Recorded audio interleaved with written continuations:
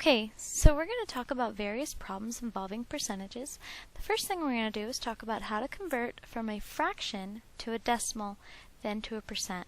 Okay, so before you can convert 1/4 to a percentage, you need to realize that 1/4 is the same thing as 1 divided by 4. So if you do 1 divided by 4 in your calculator, you're going to get 0.25. Now this is not the percentage, this is just the decimal representation of the percentage. So if you want it to look as a percentage, you need to move the decimal to the right 2 units. And that's the same thing as multiplying by 100. Okay, so once you get the decimal, you will always move the decimal to the right 2 units so that you can rewrite it as a percent. So it'd be 25%, and then you add the percent symbol. So if you wanted to do something like 3/7, you would do 3 divided by 7. You can just put that in your calculator. Now you're going to get a infinite decimal here. Okay, now there's no way to write all of the digits that are that would actually occur. You could write all the ones that your calculator will show you, but the best thing to do is to just do 4 decimal places. Okay, so this is approximately equal to 0.42. Now if I'm going to do the 4th decimal place, I need to round the 5 up to a 6, so 8/6. Okay, now I'm going to move the decimal 2 units over because I need to multiply by 100. So that is equal to 42.86%. Now the reason I did 4 decimal places is so that when I would convert it to a percent, my percentage would have 2 decimal places. So now we're going to do some practical applications of percentages, specifically percent increase and percent decrease. Okay, so Bobby makes $200 per month delivering fruit. If Bobby receives a 5% raise, how much will Bobby make per month? So the first thing we need to do is figure out, well, what's his raise going to be? If he's making 5% more, what's 5% of his original pay? So we need to find 5%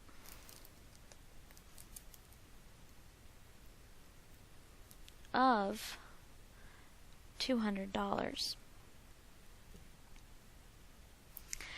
Now, when you convert from a decimal to a percent, you move the decimal place to the right 2 units. But when you convert from a percent to a decimal, you need to move the decimal to the left 2 units. So the decimal was here after the 5, so if we move it 2 units, it'll be 0.05.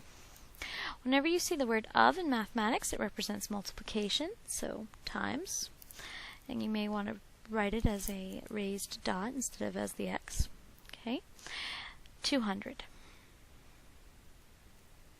So we just do 0.05 times 200. So it equals $10. So he's making $10 more dollars a month because he got a raise. So this is a percent increase. So because it is a percent increase, to be able to find the new amount, we're going to have to add this to the original. So we just do 200 plus 10, and we add because it's an increase. So he now makes $210 per month. Okay. So let's try the next one. If ENGRS order 1,000 bars of steel per month from the steel company, but are reducing their order by 20%, how much will ENGRS order per month? So the first thing we need to do is figure out, well, by how much are they decreasing this? Okay, so they're decreasing it by 20%. Well, what does that represent in bars of steel? So 20% of 1,000. Now the decimal was right here, so to convert it to a decimal instead of a percent, we need to move it 2 units to the left, so it'll be 0.2. Of means multiplication, and then bring down the 1,000. So you do 0.2 times 1,000 So it equals 200 bars. Okay, so because they are reducing it by 20%, that means they are decreasing it by 200 bars. So to find how many they will now be ordering per month, we take the original amount, which is 1,000, and we subtract the decrease, and we'll get the new amount, which is 800. Okay, so the most important thing to remember when dealing with percentages is that you need to first convert it to a decimal by moving the decimal point to the left 2 units, and then you perform a multiplication.